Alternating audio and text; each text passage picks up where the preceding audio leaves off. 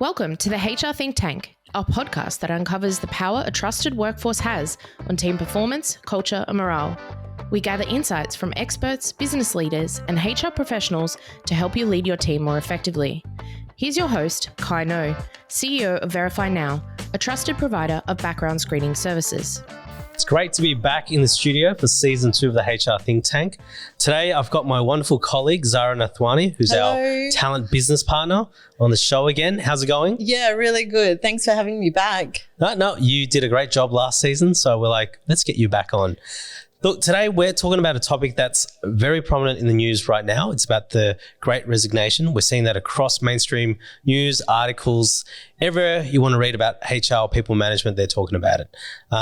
And if you haven't heard about it, I'll be really surprised. So today we're not focused so much on the reasons why some people are leaving the jobs, but instead we want to focus on retention. Yeah. I think last year on our episode and the webinar that we did, we talked about staff retention being key due to the shortages in the market. Yeah. So to answer that, we want to drill down into the key question, which is how do you retain your staff beyond the pay packet? Yeah, great. No, I do remember from the last podcast that we actually did, we said the Great Resignation was coming and we said, focus on retention because that's going to be the main priority for 2022. So it'd be really interesting to actually talk about how that's going so far this year. So yeah, and motivation is key in retention. So how do you motivate your staff? How do you keep them there?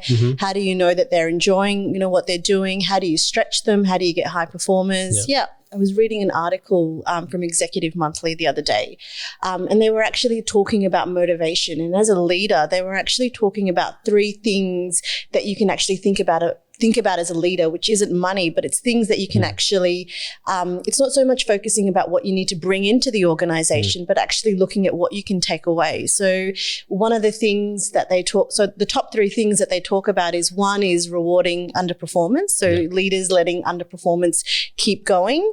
The other thing they talk about is leaders being blockers. So, not enabling your staff to be able to do what they do best because you're blocking everything. And the last thing is about undervaluing employees and not recognizing them. What do you think about that? Yeah, look, I think that's very relevant, and a key to leadership is self-awareness. Yeah. Right? Because if you're not self-aware, you could be doing these things without even realizing. Yeah. But if you are self-aware, you can check yourself and perhaps you're open to feedback and you're seeing the cues of your team members, of your colleagues around some of your actions. And, I talk about self-awareness because we run a number of different assessments. I used to run leadership programs, which is all focused within. Like you've got to have, a level of understanding and control internally before you can go and act and be that example that others expect. And I think one of the things that I wrote when we were talking about this podcast is, talk is cheap. So during the recruitment phase, it's very easy for managers, for employers to say they will do all those things, which is, they only reward high performance. They won't get in the way. The last one was taking people for granted, right? People can give lip service. People can say, no, I'll always treasure you. Things happen. And then if it's not in your DNA, if it's not a habit that you practice on a regular basis, it's very easy to say these things and not actually do any of these things. So it's important that you lead by example and you practice these habits every day. Yeah. As the boss, as the CEO, as the leader of the business, I think most people will respect the boss if they lead from the front. Yeah. I know in some situations you will lead from the back, and that's because you're letting people grow and learn. Yeah. But generally, in terms of the good company culture and talking about those 3 things that we just discussed, you've got to lead from the front. Yeah. Right. And so let's talk about this a little bit more, which is the first one, rewarding incompetence or underperformance. Yeah. So if you're working hard, day in, day out, you're super motivated, and you look across the room, or in today's time, you look across the Zoom screen and you see another person, a colleague perhaps, who's not performing very well, yet they are still being rewarded at the same rate that you are. Yeah. They're still getting the same opportunities as you. Perhaps, it's a little bit of you not getting the same opportunities that you thought you deserve and you do deserve. That demotivates you. Yeah, 100%. Because you're like, man, this person's not even working that hard. They're working at 25% the level that I am. Yeah. Why should I go the extra mile. Yeah. And I think this is where individually you've got to think about the bigger picture, which is, you don't want this person to bring you down to their level. Yeah. Right? You want to be able to do that. And from a manager's perspective, you've got to be aware enough to see what is going on, because if you are rewarding incompetence, that will zap the energy from other people. Yeah. They'll take it away. Like, what do you think about that? Yeah, absolutely. And I think on the same vein, so it's not just about rewarding incompetence, but it's also not dealing with people who are not performing. So I think if you're there as a team, and you know that there's some people that are just not performing, that they're not really in the right role, as a leader who doesn't address that situation, that can be really devaluating for the rest of the team. Yeah. Well, and if you think about, I won't mention any names, but people who have failed upwards. Yeah. Right? That is just terrible for the morale at the bottom. You're thinking, this person doesn't deserve to have that role. How the heck did they get into that? Oh, was it politics? Was it favoritism? Was it bias? So all these questions, then undermine the actual promotion system. Yeah. And so as a manager or a leader, you don't want to create that culture, that toxic culture where people are undermining others to get up, or they're questioning someone's merit to get up. And that's because they can see very clear examples of people who have been rewarded by incompetence. Yeah. Yeah. So that was the first one. And then I think the second one that we talked about is, taking people for granted. Yeah. So I think in our company, we're very people focused. That's the nature of our work. I think that's just part of our company values. Yeah. So, prior to being VerifyNow as a standalone, that was something that Cogent has always valued, which is people. And that's what attracted me to the role. So how do you do this? I mean, how do you make sure that people aren't taken for granted? Yeah. Well, what do you think? I was just just thinking about what we did in our own team meeting the other day. Yeah. I really liked that. I'm not sure if you want to share that, but actually, getting people to call out some of the highlights and getting them to talk about some of the achievements that they've had in the last 12 months. That really gives everybody a voice and an opportunity to talk about some of the things that they're proud of. And it gives you an opportunity to sort of sing your own praises. So giving people that opportunity. We were talking just before about the Harvard Business Review, about the 3 questions that you can ask. Did you want to talk about that now? Because I think that's a really it's a really practical way of valuing employees, just by asking 3 simple questions. Do you want to bring that up? And I think you can ask this in your performance review. Yeah. You can ask this, as part of your staff engagement survey. Yeah. So talking about the resignation, this is, the HBR article, and it's the first one. It's from the editor. Headline is An Antidote to the Great Resignation. And he said, part of the process, to measure how people feel about the organization, whether they're passionate and engaged, he says you've got to ask 3 questions, right? The first one is, was I excited to work every day last week? Right, I'm not going to ask you that, but I know the answer is yes. That's the first question. First question. Second one is, did I have a chance to use my strengths every day? Yeah. And then last one is, at work, do I get a chance to do what I'm good at and something I love? Yeah. Right? I think there are 3 key questions that every manager or employee's got to ask their people. That's part of the retention process, because if people are answering no to all those things, I mean, you've got an issue. And, it's likely that employee is looking elsewhere. Yeah. But I think this goes beyond this period where we've got, the shortage of skilled workers. I think this is a question that you should be asking on a regular basis. And if there are gaps, how do you bridge those gaps with your team members? Yeah. It's just 3 simple questions that I think opens up the conversation. It actually shows that you care about an employee and actually, what their experiences are in the workplace. So it's a really simple way of valuing your employees. And valuing people is about time. Yeah, so 100%. It's not just, reward and recognition, and you can't just pay your way out of this. It is about spending time, whether it's informal or formal catch-ups, but also keeping track of how people are performing, and when they are doing well, acknowledging that, and providing feedback when things are going well and not going well as well, because people value their own development. Yeah. Right? You want to be growing in the role that you're in. I mean, that's something that I've always pushed in all the roles that I've had. Either when I've been managed or when I'm managing people. And, in the last, I think almost 15 years, I've been managing people. I always say this at the start of the recruitment process, which is, we want to help you grow. we want to be contributors to take you to where you want to be. Yeah. Now, whether you're with us for a short time or a long time, we want to help you develop. Yeah. We will nurture you. We will support you. We'll do what we can to help you get to where you want to go next, wherever that is. Sometimes people don't know. Sometimes people do. You know, and I know this is sort of going off track, but that conversation or that line that you just said is really goes a long way in an interview setting as well. So letting people know that you know, you're valuing them for who they are, and you might come into this organization for a short time or a long time, and you know, whatever that is, you're gonna grow, you're gonna learn something, and then you're gonna have an extra bag of skills you can add onto your CV so that you can move on to the next thing, and that is a huge motivator for people. Skills, experience. And you know, if you're the employer that genuinely believes in that, I think that will go a long way.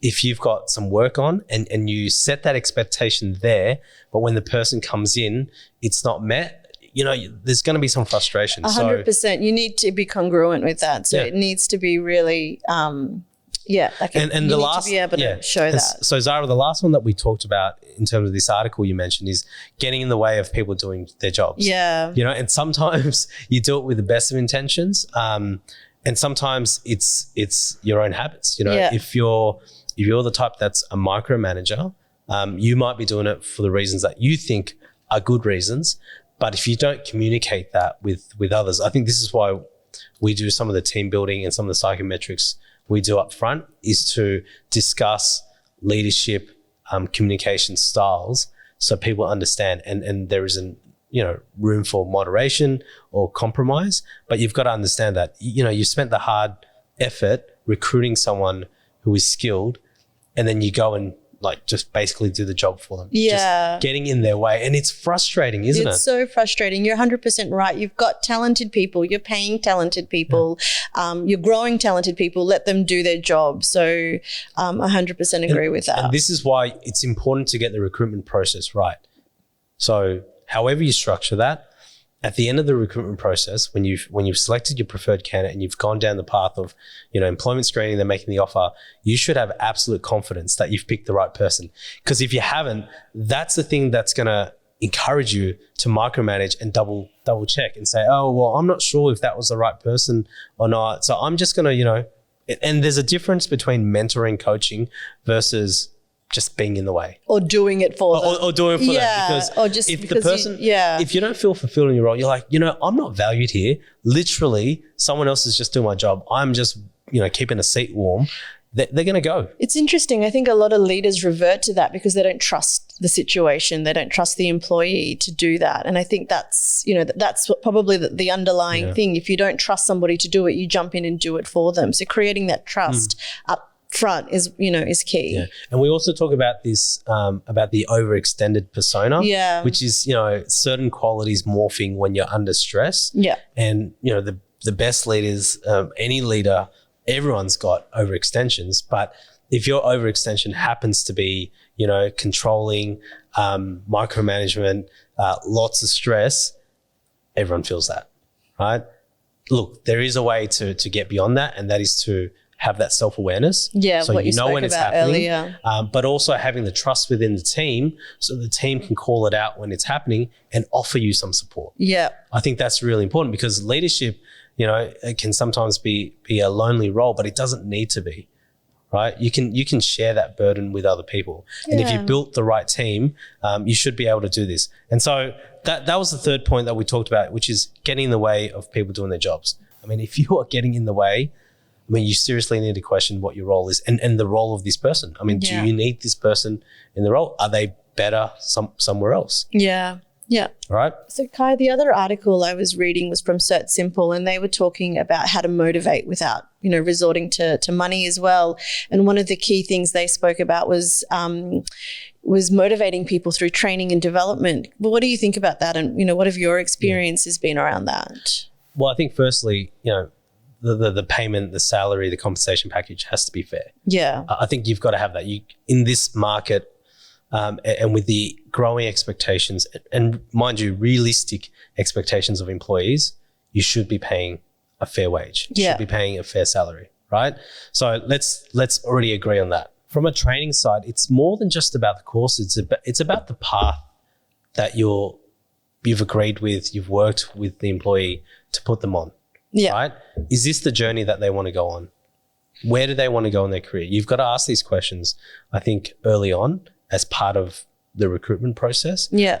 Because if there is alignment there, if it's within your grasp and it's realistic for you to provide that support and that training so the person can go where they want to go, whether that's sideways, whether that's up, whether that's a different role altogether, you've got to be able to provide that path, and it's got to be mutually agreed to. Yeah. Right.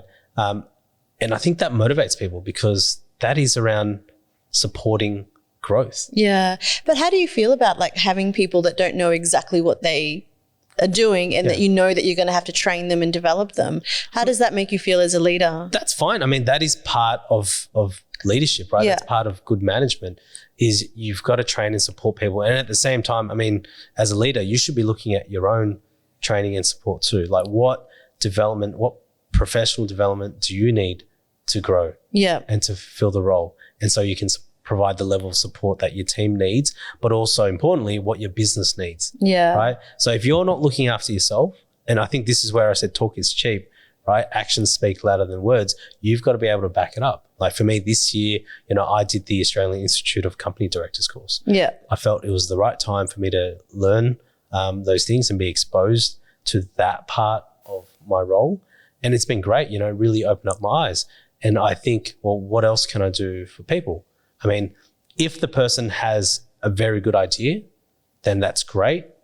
If the person doesn't really know, and I've had this with people that I've employed, they haven't known. And the main reason that they didn't know is because they've never been asked. Yeah. Right. Yeah. So it depends on it's such a simple thing to do, isn't it? They said, Khai, literally, science. I don't know what to say because I've never been asked what I want to do, where I want to go, what I want to learn. Yeah. Okay. I've never been asked that. And so when you have employees that have never had that mindset, I mean, you've got to be cognitive of that. You can't just assume everyone's, really self-confident, has been in all these positions where, they get treated well above and beyond what a normal person gets treated. I mean, we like to treat our staff really well. I like to treat people well generally because it's nice. Yeah. It makes life a lot easier. So training and development, I think absolutely key, but it's got to work for the person. Because if it doesn't work for the person, then, you could be throwing all sorts of courses, but it's not going to keep people there. Yeah. Among my network and people I've spoken to, people do courses that the company supports. And the craziest thing is as soon as that course is done, they've gone elsewhere. Yeah. I don't know if you've seen that as well. Yeah. With friends or people that you know. Yeah. But I also think like doing courses is only 10% of learning and development. If you look at the sort of 70-20-10 model, they say the most amount of training and development is done on the job. 20% is done through mentorship and 10% is through courses and training. Like what are some of the training development opportunities, have you been able to come up with that sort of fit that 70% of the job, which is like on the job? Like how can you start a conversation about that? Yeah, that's a great question. And last year on our podcast, we had Julie Birtles from Beyond Excellence talk about it. And it's about creating these stretch experiences. Yeah. So, there are people who might want to learn a bit more about X role.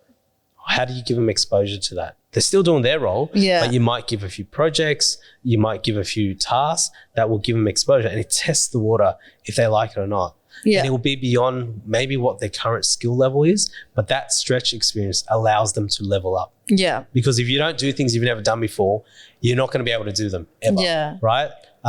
So that's what it's about, seeing, okay, is there alignment? Is there opportunity for this person? Cool, there's a bit of a gap. Or, in my case, at the moment, there's a few things that I could do, but I'm like, hang on a second. I think this person could do it. This person should try it because if they can do it, not only does it make my life easier, but it actually allows them to develop their skills as well. Yeah. It is a win-win situation. Yeah. 100%. So you've got to look at that, from a leadership and a management level. Some people might be looking at it from a business continuity or succession planning. All of those things should be factored in. Yeah. Create that experience. Yeah.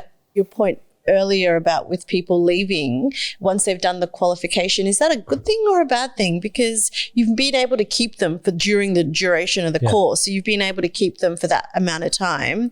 Or do you think that you've invested this in them and then they've gone somewhere else? So I think there's two ways of thinking about it. It's almost to your point earlier where you say, you know, you come and join us. We may not be everything that you need for 5 years' time, but we're going to give you this skill set so that when you go to your next role, so that's, I mean, I think there's two ways of thinking about it, because you're motivating people beyond pay and providing them with the time, and the qualification is something that can be a stepping stone for what they need to later on. And if they do leave, then at least you've kept them for that duration. And that depends on your position and what you've agreed to prior to that.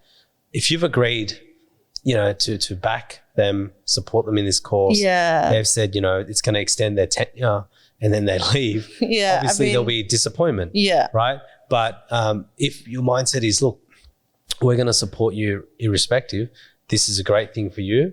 Obviously, from a business perspective, you want to make sure that there's some return, right? So you've just got to discuss that up front. And I'm sure most people will have an inkling of what's going on, because you have your catch-ups and you have your performance reviews.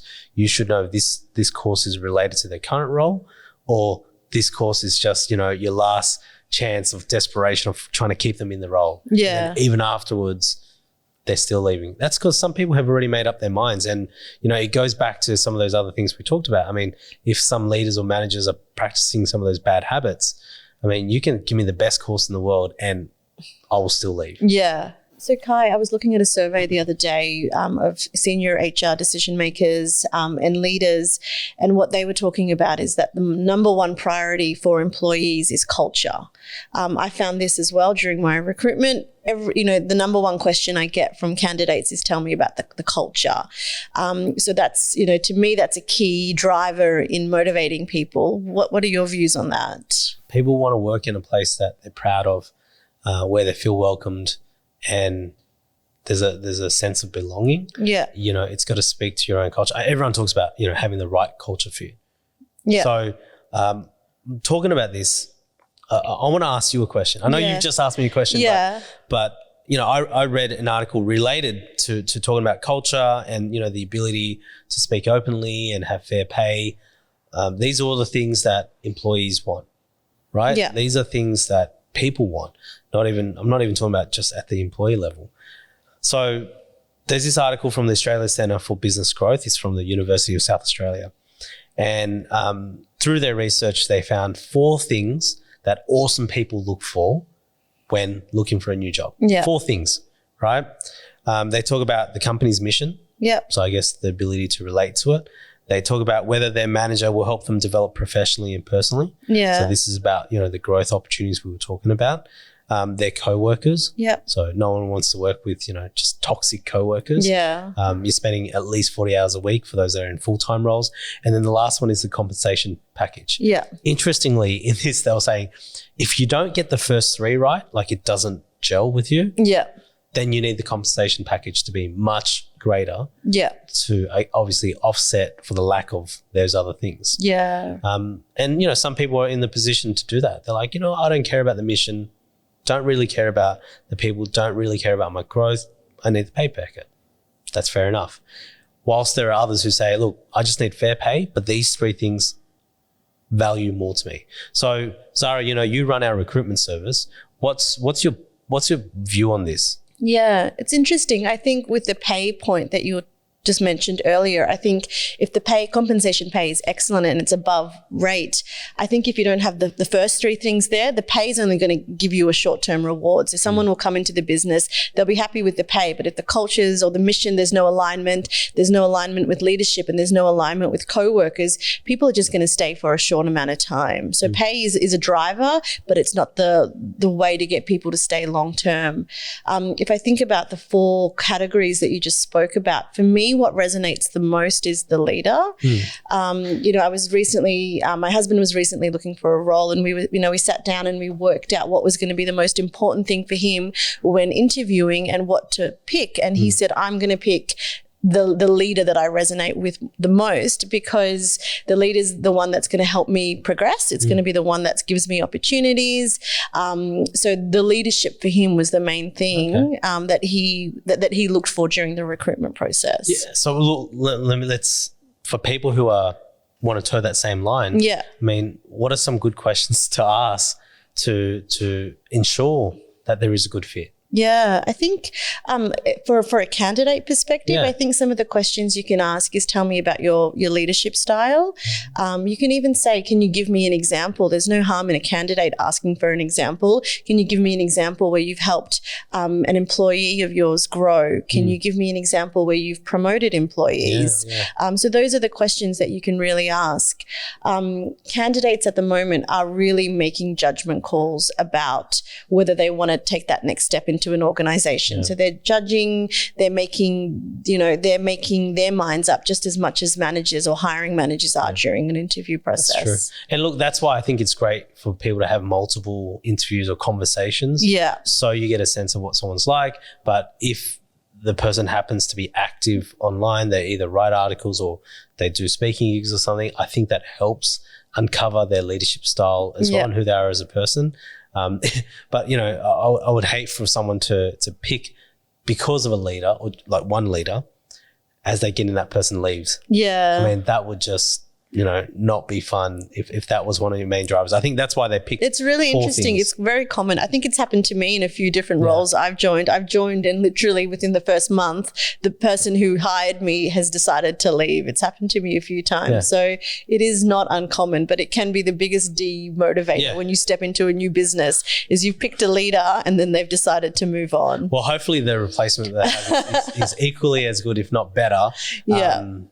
Then that's like, cool, it all works out for a reason. So just going back to the article you mentioned, the other thing they talked about is, you know, can you speak openly in this culture? Yeah. Right?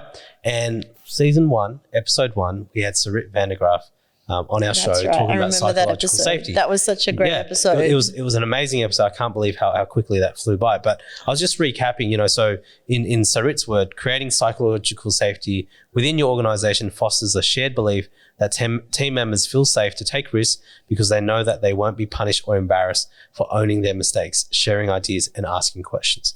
I think that is key in any workforce today. You know, if you are looking to grow particularly, I think you need to have that psychological safety, that culture where you can ask questions, right? If you've been in any workplace where you're not allowed to ask any questions because, or you're fearful, or if you're fearful of repercussion. Yeah, or this is how it's always been done. Yeah, exactly. You can't challenge the status quo. You're fearful. 100%. That psychological safety goes the longest way. Yeah, and I think for organizations that are looking to adapt and improve because there are always challenges, right? And right now in the world, there's a lot of uncertainty. And I think to overcome or be in the best position to manage that uncertainty, you've got to have the right people asking these questions. Because if you just do business as usual, you'll have blind spots left, right, and center. Yeah. Right. So you've got to have this culture where you can ask questions, you can fail, you can experiment and do new things. I mean, that's something that I was thinking about just the other day, where I think we should put in our performance reviews, asking our team members, you know, in the last 12 months, what's something that you failed in? And what did you learn about it? Because we ask about the successes, right? Yeah. But we don't talk about the failures as much. And it's okay to fail. I mean, when I ask that question for myself, I'm like, wow, I have had a number of failures, you know, nothing catastrophic, but certainly failures that I didn't like, but I absolutely learned from them. Yeah, I think that's really key. I always talk about leadership as well, and that leaders are allowed to fail, and it's not about failing, but it's about the steps that you take afterwards. So being able to recognize what you've learned, being insightful in terms of some of the behaviors that you've experienced as well. But it's about how you pick yourself up afterwards and then apply it to that next task or that next thing that you need to tackle. Yeah, because failure can create resilience. You're correct. If done right, and if you apply those lessons, it does create resilience, not only for the person, but for the team. Yeah. You know? Yeah. So the only other thing I was going to add, I was just reading that a lot of people are scared of failure because that imposter syndrome comes in. So people, once they failed, they think that, oh my God, everyone's going to think differently of me. People are going to think about that I can't do the job. I don't think that's the case at all. I think if you can show that you failed, you can show vulnerability, but then how you deal with that situation and how you move on from it is what the real testament is as a leader or as an employee. And again, you know, leaders, managers have to lead by example. 100%. Right? Because if you say it's okay to ask questions, it's okay to fail, and then when it does happen, you know, people are persecuted, people are, you know, reprimanded, you know, embarrassed, whatever it is, they're not going to do it again. So you've got to create this culture of openness. You've got to have the open communication. You've got to create the space for people to ask these questions. Maybe the ones who are quietest in the rooms have the greatest insights on this particular problem. Yeah. You know, and you've got to be able to give people that space. So I think psychological safety is key to having a good culture. It's key to survival, but it's also key to a business thriving and adapting with the times. So if you need, you know, if you need to learn more about it, jump on our website, read the article from Sarit Vandergraaf. I mean, it was very insightful, or you can listen to the podcast episode once again. As a leader of our business, how have you used employment screening to create, a high trust environment, but then also create a high performing team? You know, what value have you seen from your own personal experiences and the team that we've created with VerifyNow? Yeah. Well, for us, it's a bit unique because, you know, we have the platform, we run the platform, we run this service. And I'm a big believer in, you know, you've got to use your own products. Yeah. Right. Because if you use your own products, you know what works, you know what needs improvement, and you can make changes to it. For us, I guess the history of us using background screening, it's because we work in a secure environment. We've had some, you know, mandated contractual requirements for us to do this as part of our work with Cogent in the security space. And so we inherited some of these requirements, right? But we went beyond. We adapted a few things to make it fit for us. I mean, the first thing is we restructured how we did the interview process. We wanted to make sure that there were multiple stages, there were earlier conversations to really get to know people. We reframed our questions in terms of less about skills, because we can do that through the skills assessment, and more around, you know, cultural fit, but also aspirations and attitudes. And then we put in the background screening is to validate those things. Yeah. You know, so when someone says they've got these qualifications, it's to validate that.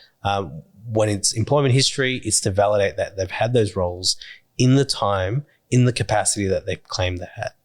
And how I see it as benefiting not only our business, but other businesses too, is it gives us the confidence that this person is everything they've claimed to be. Yeah. And we can give them the keys to the kingdom as they enter. Some employers may think employment screening is a barrier, is not a good experience, but I don't view it that way. And I think a lot of our clients will say the same thing. I think all of our clients will say the same thing. Going through our process gives them confidence. Yeah. And on the flip side, I've heard this anecdotally from our employees, but also our clients' employees. Having employment screening shows the employee that you care, shows that you are willing to invest in the team fit, right?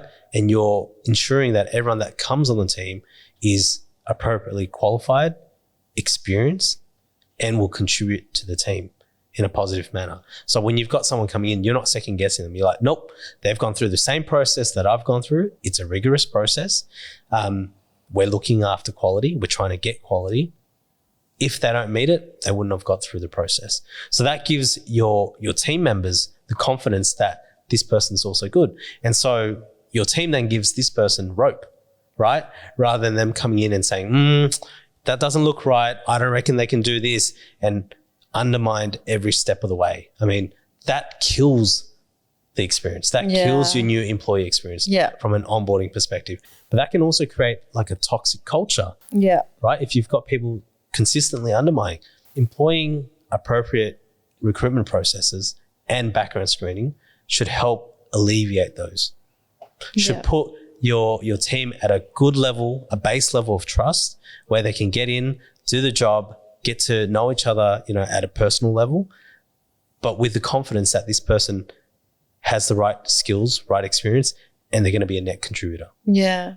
That's what you want. You know, when I first came into the business, Khai, one of the things that I was really, I think was revolutionary for me was when we started doing reference checks. And for our own team, I remember you said, I don't use reference checks to make a decision of whether we hire somebody or not. I've already made up my mind. And their experiences in the past, my view on reference checks is how do I take the employee to the next level. I know warts and all about how they've performed previously, and I need to know how I can develop them, stretch them, and keep motivating them. So I really liked how we use references. It's not about making decisions. It's actually about knowing everything about the employee, and so that we can grow them and stretch them and bring out the best of them in our team. Because hopefully through your thorough recruitment process, you know that they're the right fit. Now you're just trying to say, well, how can I help this person more? Yeah. How can I help them grow? And, you know, that is the thing that, you know, I've done with all of our team members is we get the reference checks in,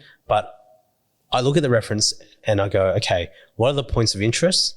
What are the points of concern? Points of interest, how can I grow the person?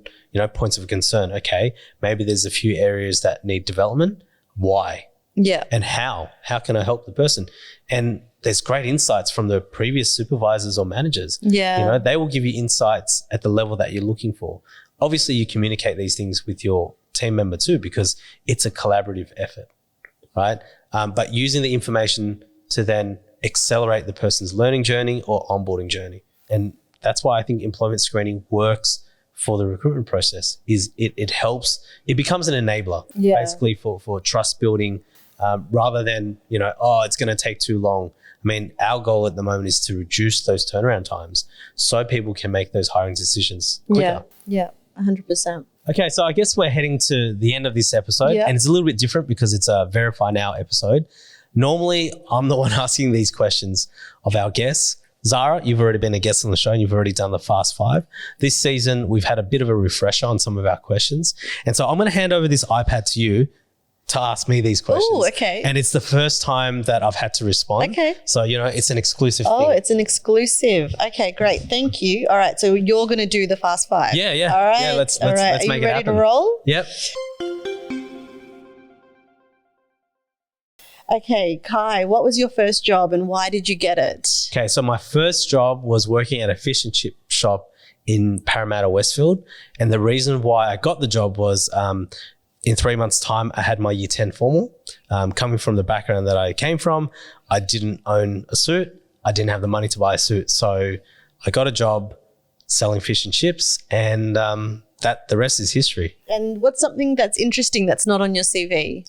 Well, for those that know me, they'll probably know this, but I don't put on my CV, but I used to be a performer. I used to be a breakdancer, and I actually attribute a lot of my public communication, team management down to those experiences. Through breakdancing, I learned a lot of things. Like I call it breaking usually. I wouldn't normally say breakdancing, but I learned so many things from it and it opened so many doors for me. So I'm forever grateful. Can I still do it? I know you're thinking that. I was going to ask that. Like, when's the episode where we get a demo? No, look, I can still do it. Not at the level that I used to do it when I was a teenager. So I can't ask you to spin on your head here. No. Like I think that will cut the episode short if I tried to do that. But that is something that's on my not on my CV. And what's something you learned about leadership and working on a team that you would want to teach your younger self? For me, I think it would be listening and just giving people that space to walk into, to either ask a question or to make a comment. I'm extroverted by nature. And so often I'm, jumping in and speaking and not being patient enough to give people the time to respond. I was very quick to judge, I guess, when I was younger, thinking, oh, well, this person's not smart enough and not, quick enough. That's why they're quiet. When in reality, they might have amazing insights and their style of communication is to take a step back, absorb it, and then step forward. So for me, it's about creating that space for people to step forward and also being comfortable with silence while people take that time. Provide a highlight from working in a trusted team. Wow. Look, I've had a few. I've had a number, so it's hard to pick just one. But I think if I had to really think of a standout moment, because I think it all it's encapsulated in this particular moment. So we were delivering the second dialogue for the Australia-Vietnam Leadership Dialogue. It was the first time that we had actually run it in Vietnam. So my team and I, it was a remote team. We had people across Australia and Vietnam, never met in person, right? But we've been working on this project for the last year. And we're in this hotel room in Hanoi together. We've flown everyone together. There was, almost 15 of us. And these are volunteers. Everyone has volunteered their time over the last year to plan this leadership project. And the amount of joy, trust, and just respect for everyone in that room, because it was our first time together and we were just sharing some insights and we were asking questions like, what are you looking forward to? What are you grateful for? And everyone's like, I'm just so grateful that I could be part of this team building this project together. And now we're in person in this room together, just having some food and just chatting. And I just remember that feeling of, there is so much trust in this. I've got your back. I know everyone's got my back. And that week went by so quickly, but it was an amazing experience. And I'll never forget it because, fortunately, we've captured it in photos too. And I'm still friends with everyone from that group. It's really, that sounds amazing. It's really interesting. We use the word trust, and there's such a correlation between creating a trusted team and creating a high-performing team just by hearing you talk. Yeah. And what would you like your legacy to be? That's a deep question, right? When I think about VerifyNow, there's a few tangents I can go on. When I think about me as a person, life, I think it's about creating fun, but I also like connecting people. I like creating opportunities for people to be what they are. I don't like wasted potential. So if there is capacity for me to help bring others up, I think that's been my history. Or my legacy is bringing people up, whether that's, through economic means or through education means or through other opportunities. I think that's what I want my legacy to be. So I always try to have an impact through whatever role I have, whether it's for commercial or non-commercial reasons. All right. Well, you've answered the fast five. Yeah, you're done. Thank you. And look, now I know what's in store for the rest of our guests. Asking these questions. But Zahra, thanks for coming on the show and talking with me and just sharing some of your insights. It's been really interesting. I think this is something that we want to do a little bit more this year, is to produce a little bit more content for our audience and also for our clients and customers, just to see where they can improve, provide tips that will help them manage their people, and hopefully from a leadership perspective, inspire others to lead well. So thank you. No, and I'll catch you next time. Yeah, thank you. Thanks for listening today. We had Zahra and myself on the show talking about the Great Resignation and what employers can do to retain their quality staff. Did you like the topic that we discussed today? Are there any topics that you're interested in? If you'd like to know more, reach out. You can connect with Zahra and myself on LinkedIn. Thanks for listening to the HR Think Tank with Khai Ngo. If you enjoyed this episode, please subscribe and share our podcast with your network. Check out the show notes for any resources mentioned in today's episode, or visit the VerifyNow website for more information.